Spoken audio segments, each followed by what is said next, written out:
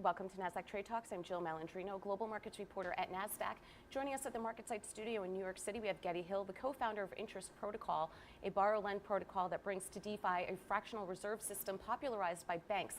Getty joins me from the SmartCon 2022, taking place in New York City, which brings together industry luminaries from Web 2 and Web 3, including top thought leaders, researchers, builders, and more. Getty, it's great to have you with us. Welcome to MarketSite.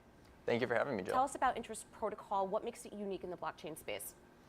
Interest Protocol is, the best borrow-lend protocol you could possibly manage from a technology standpoint. We've had the opportunity over the last 4 years in the space to dream up what all the other protocols have done wrong, build a laundry list of all the fun things you could possibly want, and really bundle it into a single protocol just from, the chance to learn from others' mistakes, which is just ideal for building anything.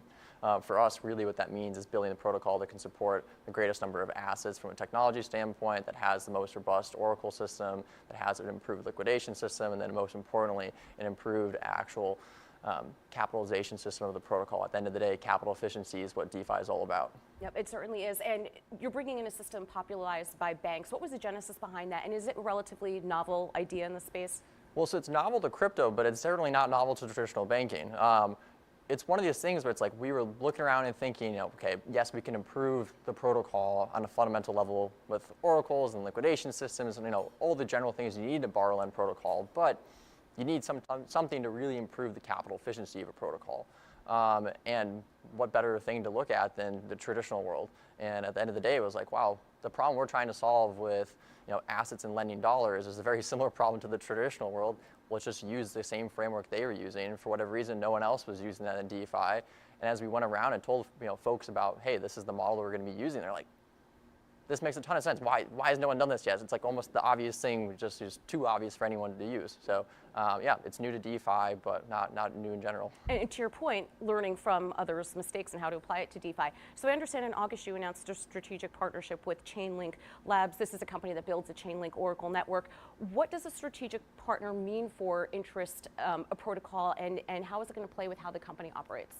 So Chainlink is known for having the most robust Oracle system in DeFi. Every single legitimate borrow-lend protocol relies on their price feeds to get price data, because ultimately we're taking assets collateral. You need good price infrastructure there. If you don't have it, you're not going to get off the ground. And so we're fortunate enough to have been working with the Chainlink folks actually for a number of years, and prior work with them and other borrow-lend protocols and implementing the technology for others, particularly at Compound. So it was a very natural partnership with them when it said, hey, we're actually going to develop our own protocol. We would love to use your technology. And then one step further, they're working on a lot of really interesting technology with proof of reserve and other stuff. We look forward to using some of that new innovative technology in our protocol as well down the line. What's the biggest opportunities in DeFi right now? The biggest opportunity is particularly with the real-world assets. A lot of folks are trying to figure out how do we bridge this gap between, especially now that Treasury interest rates are going back up and becoming more interesting, how do we bring this into the DeFi and really allow folks everywhere in the world the opportunity to access, American markets. It's a long ways from, actually developing, but, that's what folks are focused on, and it's really exciting. So when we look forward with Interest Protocol, what can we expect in the future? In a perfect world, what does it look like? The next 6 months are going to be really interesting for the protocol. We're getting the community off the ground. A lot of folks are coming over from other protocols that kind of been stagnant and joining us since it's more fun. We bring some fresh thoughts to the space. A lot of asset listings are going along. We're figuring out how to manage protocol governance and the decentralization of the protocol, which is really critical to success.